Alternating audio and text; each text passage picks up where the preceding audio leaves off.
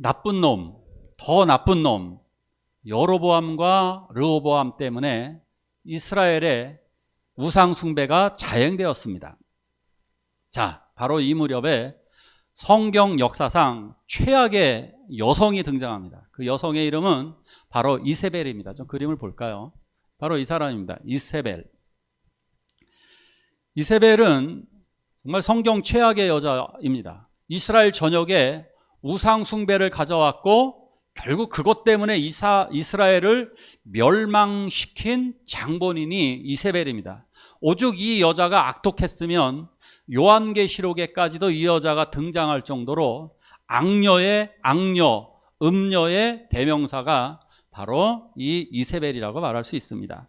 이세벨은 부유했던 나라, 그 당시에 굉장히 세계 최고의 부유한 나라가 어디냐면 페니키아였습니다. 페니키아, 이스라엘 옆에 붙어 있었던 두로와 시돈이라고 하는 그 지역에서 결국 이쪽에서 그 기술이 발달한 것이 로마로다가 넘어갈 정도로, 로마와 그리스에게 넘어갈 정도로 페니키아, 문자도 페니키아 문자가 가장 먼저 시작되었다라고 그러죠. 인류 역사상. 근데 그런 걸 보면은 여기가 뉴욕보다도 더 잘 사는, 당시에는 최고 부유한 나라. 근데 이스라엘 왕 아합의 입장에서는 페니키아를 등에 업는 것이 좋으니까 페니키아의 공주였던 이세벨을 데려와서 결국 결혼을 합니다. 결혼을 해서 그 이스라엘 왕비가 된 여자가 바로 이세벨입니다.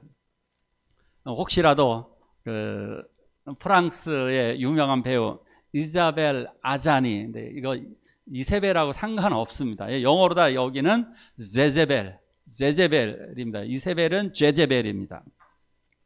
이세벨이 얼마나 사악한 여자인지 한번 예를 좀 들어서 알려드릴게요. 남편 아합 왕이 나봇이라고 하는 사람 포도밭에 놀러 갑니다. 근데 전망이 너무 좋은 거예요. 포도도 맛있고 전망도 너무 좋고 이 포도밭을 너무너무 갖고 싶은 겁니다. 그래서 나봇에게 이야기를 합니다. 나봇, 포도밭을 좀 팔어. 근데 나봇은 안 됩니다.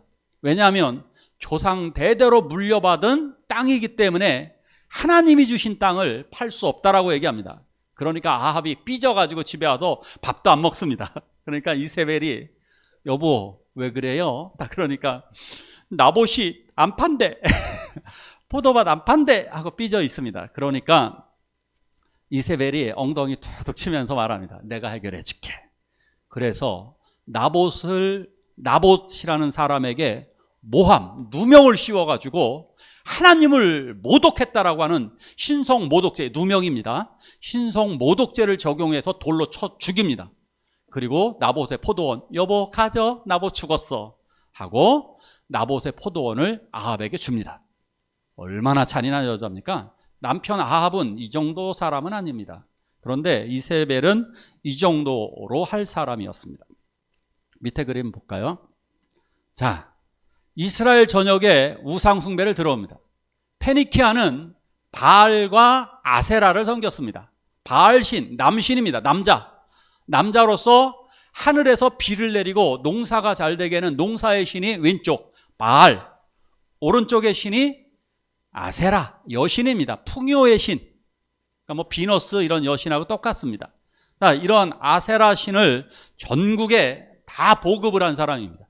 각 지역, 각 마을마다 바알 신과 아세라, 이게 짝으로 두 짝으로 같이 다니는 거예요. 남신과 여신을 각 지역에 다 보급을 해서, 그래서 어떻게 하느냐? 바알신 무당들 있죠. 무당. 뭐 제사장이라고 그냥 편하게 얘기할게요. 선지자라고 말할 수 있는 바알의 제사장들, 바알의 더러운 제사장 450명을 공식적으로 세워서 이들을 밥을 먹여줍니다. 왕궁에서 공짜로다가 이 사람들 국가에서 월급을 줍니다. 그리고 여신들 제사장, 아세라 제사장 역시 400명을 키워서 국가가 아예 이 제사장, 무당들을 국가가 무당을 키워가지고 각 월급도 주면서 그리고 왕궁에서 밥까지 같이 먹게 합니다. 아주 이 더러운 짓을 행하고 여기서 끝나는 정도가 아닙니다. 이스라엘 하나님 종교를 말살하기 위해서, 여호와 하나님 종교를 말살하기 위해서 하나님의 선지자들을 잡아 죽이기 시작했습니다. 이게 이 여자가 그러니까 이 여자는 사형당해야 될 죄목을 갖고 있는 겁니다. 하나님의 나라, 하나님이 그 피로 구원하신, 모세가 그 바다를 가르고 능력으로 구원했던 하나님의 나라를 우상의 나라로 완벽하게 바꾼 사람이 바로 이세벨이었습니다. 바로 이때에 저 이세벨과 홀로 외롭게 싸웠던 선지자가 바로 엘리야입니다. 엘리야가 혼자 고독하고 외롭게 싸웁니다. 이 싸움은 너무나 힘겨운 싸움입니다. 마치 10만 대군 앞에 홀로 서 있는 외로운 장수와 같은, 처절하게 눈물로 싸웠던 사람이 바로 엘리야였습니다. 그것도 목숨 걸고 싸웠던 사람입니다. 엘리야는 얼마큼 위대한 선지자냐,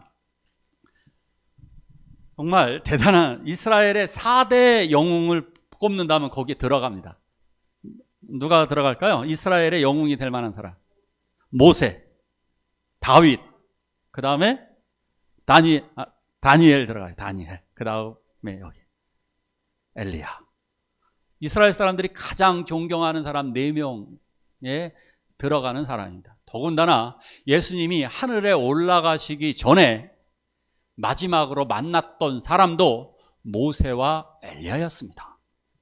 모세와 엘리야를 예수님이 만날 정도로 정말 위대한 선지자의 대표적인 인물, 그리고 인류 역사상 죽지 않았던 사람, 인류 역사상 죽지 않았던 사람이 딱 2명 있습니다. 예수님 안 죽으셨잖아요. 예수님 죽으셨다가 살아나셨어요. 죽지 않은 분은 에녹과 엘리야, 이 2명만이 죽지 않고 하늘로 승천했었던 유일한 인물이 바로 엘리야입니다. 자, 오늘 엘리야에 대해서 같이 말씀을 나누고자 합니다. 말씀을 같이 한번 읽어볼까요? 시작.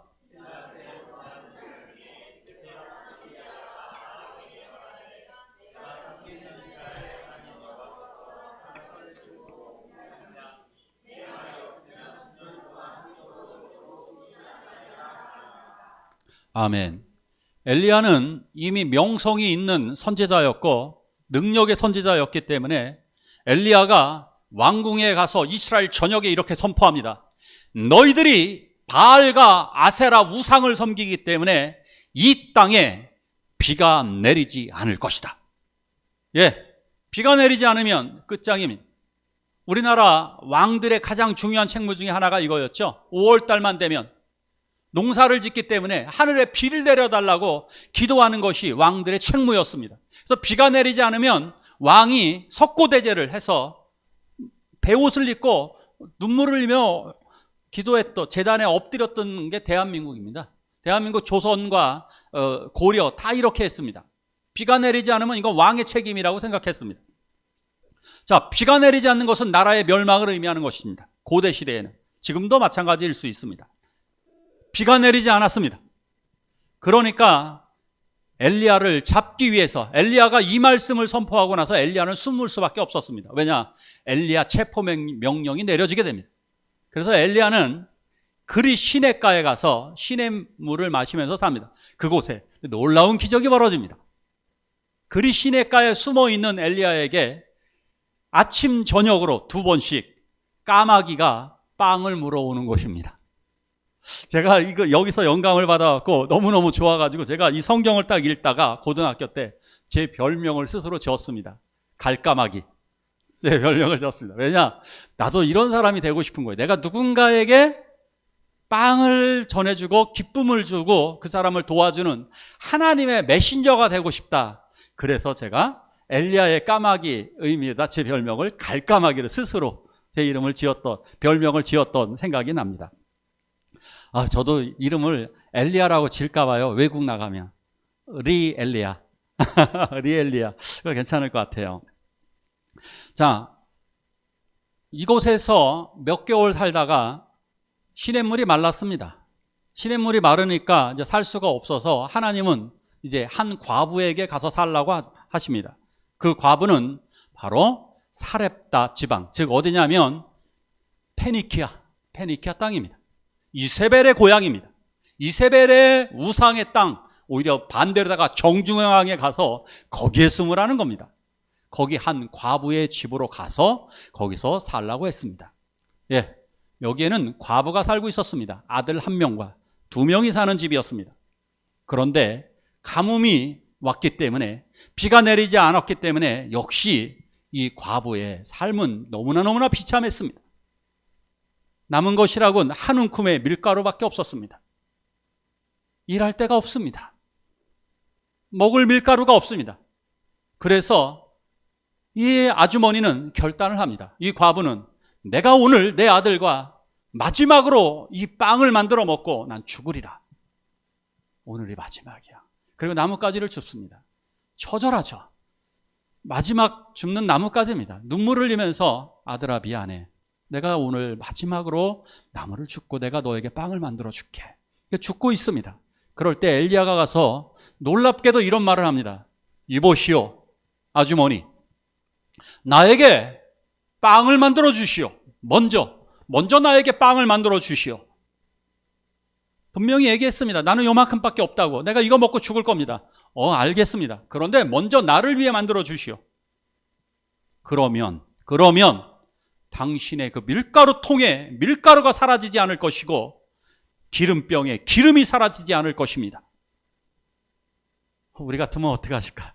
말도 안 되는 소리를 하고 있습니다. 아니 이게 그것도 먼저 달랍니다. 내 아들을 줘야지요. 내 어린 아들이 먹는 10살배기 내 아들이 먹는 게 나을까요? 선지자를 대접하는 게 좋을까요? 놀랍게도 이 아주머니는 엘리야가 대선지자이기 때문에 그에게 빵을 만들어 드립니다. 놀라운 일이 벌어졌습니다. 통을 열어보니까 밀가루가 있는 것입니다. 퍼냈는데 계속 생깁니다. 이게 말도 안 되는 일이 저한테도 일어났어요. 저는 이게 기적인지 모르겠어요. 이게 누가 이렇게 만든 건지 모르겠는데 이혁주 선생님이 저에게 로션을 선물해 줬어요. 로션을. 근데 이 로션을 다 써갖고 바닥에 없어요. 그래서 어떻게 했냐면 이걸 탁탁 쳤어요. 쳐가지고 이걸 뿌렸어요. 뿌려서 사용을 했어요. 이걸 쳐가지고 다음 날도 또 해보니까 또 나오는 거예요. 또 나오는 거예요. 이게 제가 속으로 내가 엘리야인가? 진짜 신기한 일인데요. 무려 6개월 썼어요. 이렇게. 제가 하도 신기해갖고 제 아내하고 선율이한테 봐라 이거 없어. 분명히 빈통이거든요. 바닥 제가 불빛에서 비춰보고 없어요. 근데 봐라 보여주고 3개월 썼어요. 제가 3개월 동안 신기해가지고 계속 나오니까 제 아내하고 선율이한테 이거 봐 없어. 근데 내가 이거 계속 쓸게 하고 6개월 썼어요. 엘리야처럼. 제가 엘리야가 맞나 봐요. 모르겠습니다. 이거 신기한 일이니까 어디 가서 말씀하시지 마세요. 그냥 신기한 일이에요. 이건 뭐 하나님의 기적인지 모르겠어요. 그냥 일단 기적이었어요. 저한테는. 그냥 모르겠어요. 근데 자, 이 좋은 일만 있으면 좋은데 인생이 그런가요? 안 그렇죠. 갑자기 이 아들이 죽었습니다. 10살 정도 되는 10살 무렵에 이 과부의 아들이 죽었습니다. 시름시름 앓더니 애가 죽었습니다. 과부에게 유일한 희망은 아들 하나입니다. 이 아들이 없다라고 하는 건 고대 시대에 가치가 없는 겁니다. 물론 지금도 우리들의 자녀가 죽는다면 우리는 버텨내지 못하죠. 그런데 이 유일한 희망인 아들 하나가 죽었으니 이 원망을 선지자에게 쏟아놓습니다. 당신 때문에 죽은 겁니다. 당신이 여기 왔기 때문에 죽은 거 아닌가요? 우리들 그런 거 있잖아요. 왜? 재수 없으면 이 재수 없는 원인을 누군가에게 돌리고 싶잖아요. 그게 누구 때문이 아닌가? 그래서 이렇게 얘기하죠. 당신 때문이라고. 당신이 여기 왔기 때문에 내 아들이 죽었어요. 엘리야는 그 소리를 듣고 찢어집니다. 애가 죽은 것도 고통스러운데 나 때문이래요. 나 때문이라는 얘기 뭐예요? 내 뒤에 있는 하나님 때문이라는 얘기잖아요. 하나님이 욕먹는 거잖아요. 나 때문에.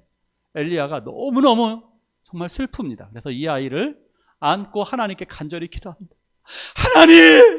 하나님 이 아이를 구해 주십시오.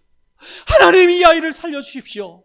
간절히 기도하자 이 아이가 살아났습니다. 할렐루야. 와, 이게 능력의 선지자입니다.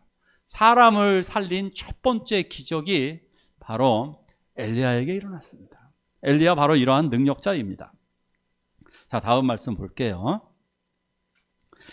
같이 읽겠습니다. 시작.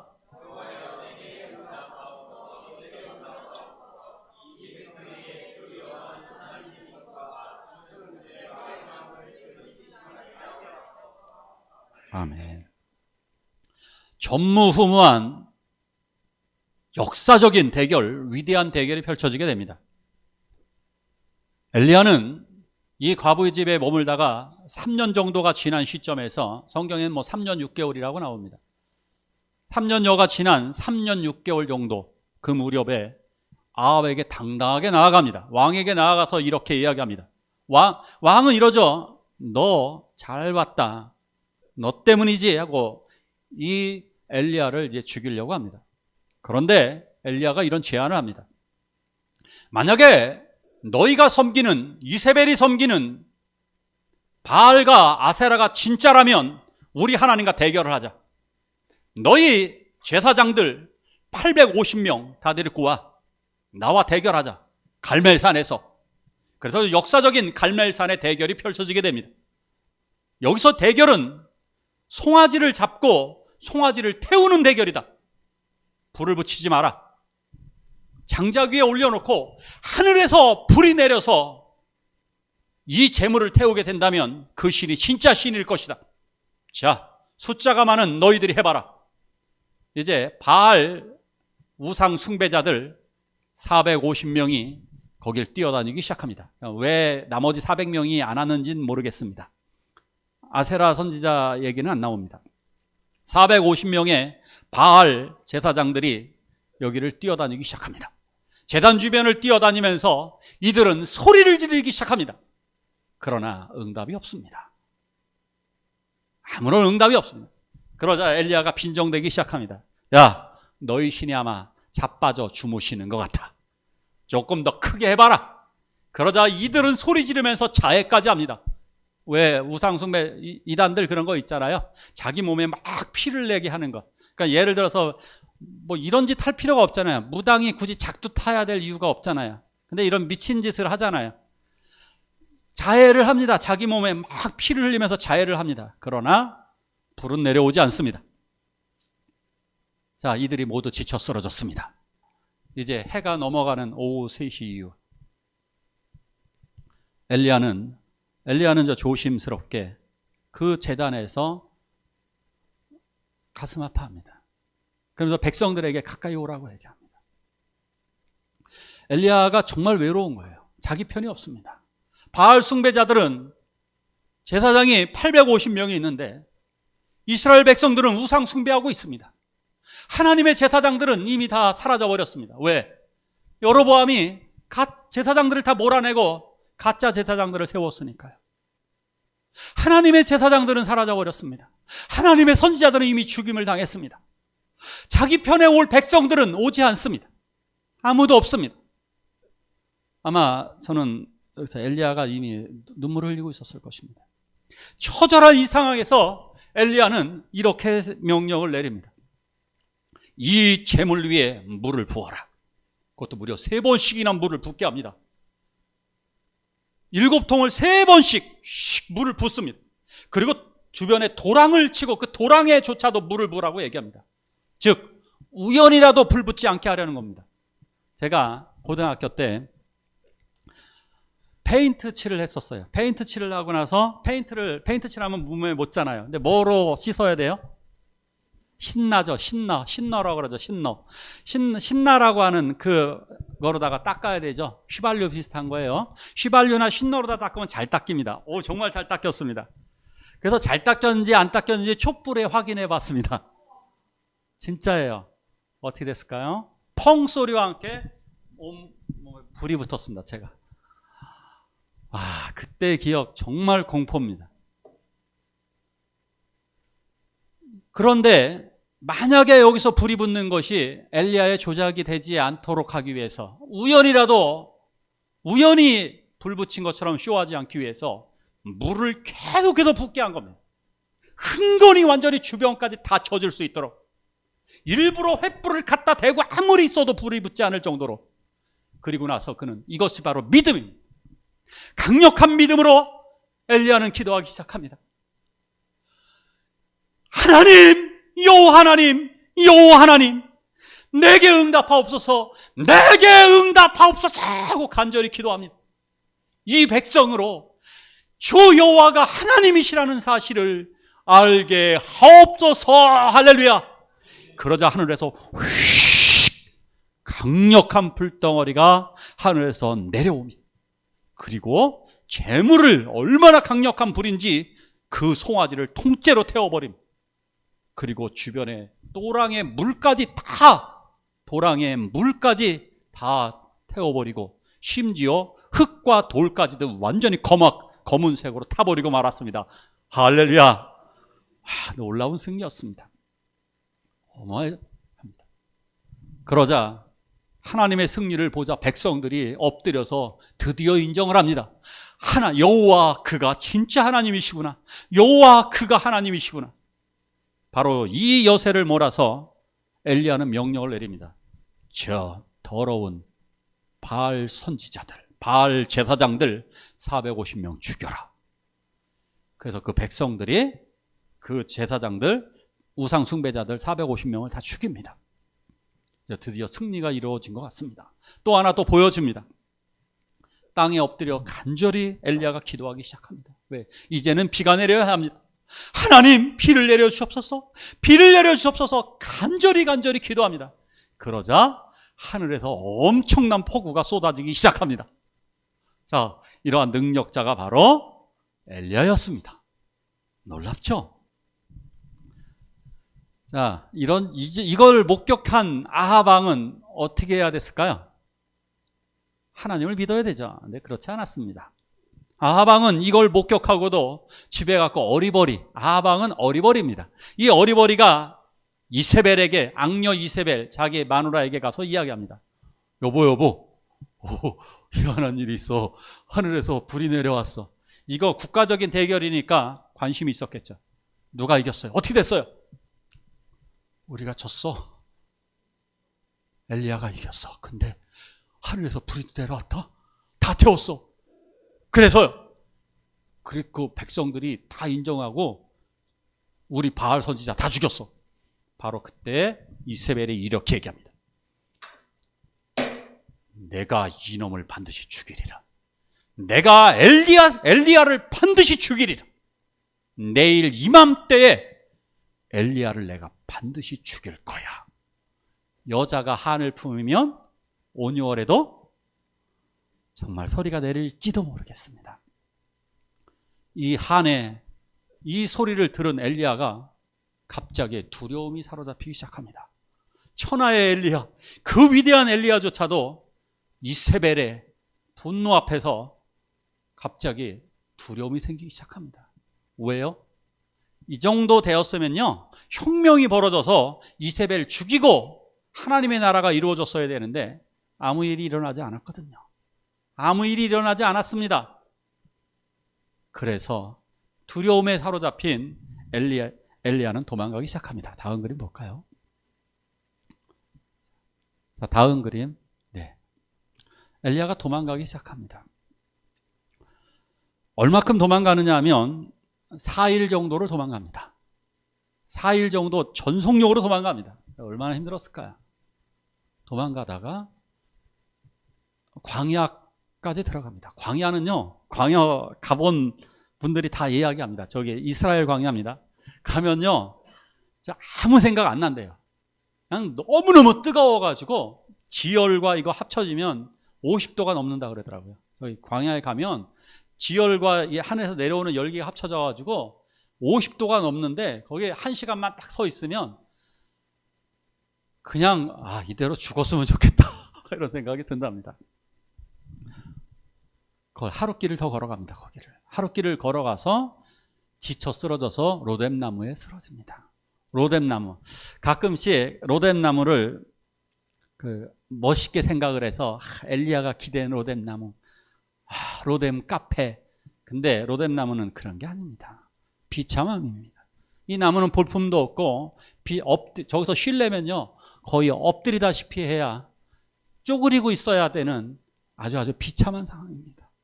엘리야는 여기서 비참한 이 상황에서 정말 죽기를 간구합니다. 너무너무나 지쳐버린 엘리야, 도망친 엘리야. 엘리야는 절망에 빠집니다. 왜냐? 자기가 무력합니다.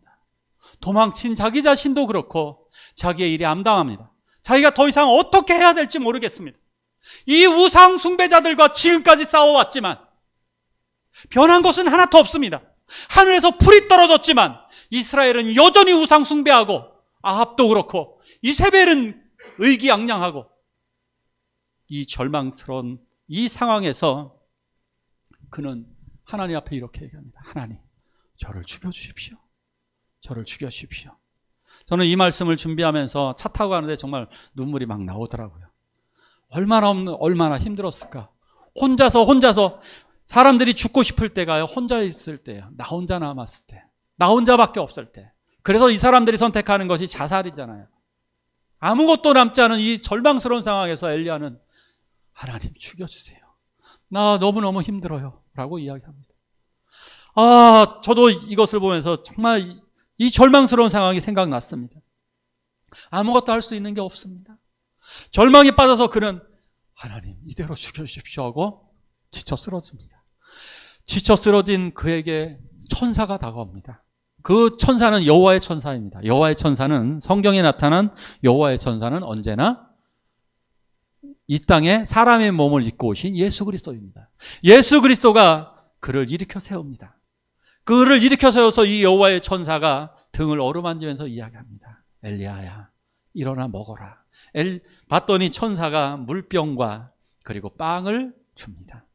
그런데요, 엘리야가 어떤지 아세요? 그걸 먹고 또 쓰러집니다. 너무너무 지쳐버린 엘리야는 또다시 쓰러집니다. 또다시 천사가 다가와서 등을 어루만지고 물을 먹이면서 이렇게 얘기합니다. 엘리야야, 일어나라. 가라. 너 일어나 가야 돼. 너 여기 있으면 안 돼. 일어나 가. 너 지금 해야 할 일이 있단 말이야. 그러자 엘리야가 그 음식을 먹고 일어나서 하나님의 산 호렙산으로 가게 됩니다. 호렙산까지의 거리는 얼마나 먼지요? 그림이 있나 모르겠어요. 밑에 그림 좀 볼까요? 안 나와 있네요. 호렙산까지의 거리는 대략 위에 그림을 좀 보세요. 네. 호렙산까지의 거리는 40일 동안 걸어가야 될 엄청나게 먼 거리입니다. 엄청나게 먼 거리를 밤낮 걸어갑니다. 하나님이 주신 그 힘으로. 호렙산, 모세가 십계명을 받은 산입니다. 모세가 하나님을 만났던 산입니다. 이스라엘 백성들이 예배했던 그 산에 가서 그는 하나님의 명령을 기다립니다. 그곳에서, 그 호렙산에서 하나님의 명령을 기다릴 때 그곳에서 하나님의 음성이 들립니다. 엘리야, 엘리야, 엘리야, 내가 너에게 새로운 사명을 내가 너에게 줄게. 너는 너를 대신하여서 너의 후계자 엘리사를 세워라. 이제 엘리야는 새로운 소명을 받습니다. 그곳에서 3명의 새로운 지도자를 세우라고 이야기를 하고, 그리고 이제 새로운 사명 속에서 호렙산을 내려가게 됩니다. 그리고 엘리야는, 새로운 사명을 받은 엘리야는 더 이상 두려워하지 않습니다. 하나님을 만났고 하나님의 능력자로 다시 선 엘리야는 아합 왕에게 당당하게 나아갑니다. 그리고 아합에게 나아가서 이렇게 이야기합니다. 개들이 너의 피를 핥을 것이다. 내가 우상 숭배를 했기 때문에 아합, 너는 개들이 너를 먹을 것이다. 이세벨, 잘 들어라. 이세벨, 개들이 역시 너를 뜯어먹게 될 것이다. 이 말씀대로 되었습니다.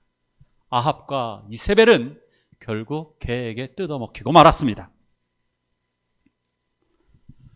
엘리야를 연행하러 왔던 당시에 아합 왕의 아들도 우상숭배자였는데요, 아하시야 왕이 체포 명령을 내립니다. 엘리야를. 그런데 하늘에서 불이 내려와서 그들을 다 죽입니다. 2번씩이나. 엘리야 이런 사람입니다. 세상에 어떤 무기를 가져온다 할지라도, 어떤 특수부대가 온다 할지라도, 아방의 정예부대, 특수부대가 왔는데도 불구하고 그들은 하늘에서 불이 내려와서 그들을 죽여버립니다. 엘리야를 체포할 수 없습니다. 감히. 이 위대한 엘리야가 엘리사를 부르러 갑니다. 그래서 그 엘리사에게 자기 겉옷을 딱 던져줍니다. 겉옷, 무슨 의미가 있을까요? 옷은 그 사람의 신분을 상징하는 것입니다. 자기 옷을 던져줌으로써 선지자의 직분을 내가 너 엘리사에게 주겠다. 나의 능력을 너에게 전가시켜 주겠다. 바로 이러한 의미였던 것입니다. 그래서 엘리사를 제자로 삼고, 그리고 또 다른 선지자 학교를 세 군데의 지역에 선지자 학교를 세워서 50명씩 양성을 하기 시작합니다. 그리고 승천을 앞둔 엘리야가요, 요단강에서 이제 승천을 앞두고 그는 알았습니다. 하나님이 자기를 데려가실 것을.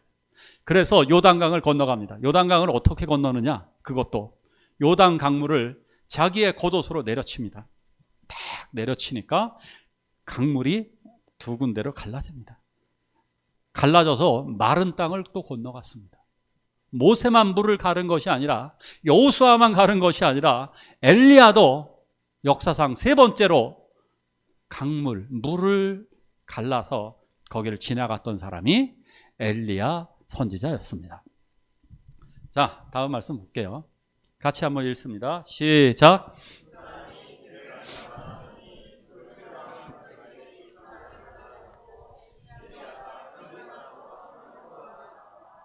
아멘.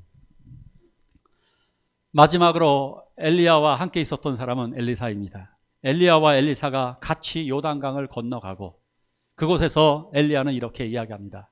자, 엘리사, 나는 이제 하나님 곁으로 간다. 너는 내게 원하는 것이 있으면 말해봐라. 내가 하나님께 부탁해서 내가 내게 원하는 것을 줄게. 그러자 엘리사는 대담하게도 이렇게 얘기합니다. 당신의 능력에, 갑절의 영감, 갑절의 능력 달라는 거예요. 갑절의 능력을 나에게 주시옵소서.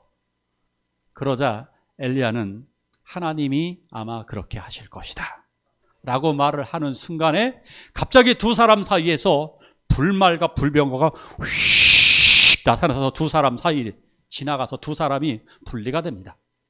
그래서 갑자기 불말과 불병거가 온 바람에 갑자기 분리가 되고, 그리고 어디선가 회오리 바람이 나타나서 엘리야를 이끌고 하늘로 데리고 버렸습니다. 엘리야는 하늘로 승천하였습니다. 결국 엘리야의 승천을 통해서 예수님의 승천에 서막이 열렸던 것이고, 그리고 부활의 소망을 보여주셨으며 하나님의 능력을 보여주신 놀라운 사건이라고 할 수가 있습니다. 엘리야. 저는 이 엘리야를 묵상하면서 엘리야는 하나님과 싸웠던, 하나님을 가장 많이 사랑했었던 이 엘리야는 그래, 죽지 않을 만해. 그죠? 이 사람만큼은 죽지 않고 하늘에 올라갈 만한 그러한 사람이었어 라고 하는 것을 철저하게 알게 되었습니다. 자, 오늘 제목을 볼까요? 위대한 엘리야. 유럽과 남미에는 기독교인들이 많습니다. 유럽과 남미에 기독교인들이 많고, 특별히 천주교, 카톨릭 성도들이 굉장히 많습니다. 어떻게 신앙생활을 할까요? 유럽에 있는 기독교인들과 남미의 카톨릭 기독교인들은 어떻게 신앙생활을 할까요? 그들은 예배 드리러 갈 때 갑니다. 이렇게 주머니에 손 넣고 아무 때나 가서 예배 미사 시간이 맞으면 미사를 이렇게 참관을 합니다. 그래서 마음이 동하면 자리에 잠깐 앉았다가 미사도 좀 드립니다. 1년에 내가 죄를 좀 지은 것 같으면 1년에 한 번이나 5년에 한 번, 몇 년에 한 번씩 신부님에게 가서 큰 죄를 졌다고 생각하면 구원은 받아야 되니까 적당히 가서 이야기합니다. 내가 이러한 잘못을 저질렀습니다. 그러면 신부님은 얼굴도 안 보고 아이고 내가 내 죄를 사하노라 하고 얘기합니다. 적당히 합니다. 유럽도 마찬가지입니다. 1년에 성탄절 정도나 부활절 정도에 교회 가끔씩 가고 슬리퍼 찍찍 끌고 다니면서 가끔씩 이제 교회 가서 사진도 찍습니다. 성당이 워낙 잘 져 있기 때문에 포토 사진도 여기저기서 찍고 미사 도중에 미사 재미난 거 구경도 합니다. 예, 지금 이렇게 신앙생활하고 있습니다. 우상 숭배자와 다를 거 이스라엘 사람들이 이렇게 신앙생활했습니다. 바알과 아세라 그렇게 섬겼습니다. 그렇게 하나님도 섬겼고 우상도 섬겼고 하나님은 적당히 대충 그랬습니다. 글쎄요, 이들이 과연 구원받을 수 있을까요?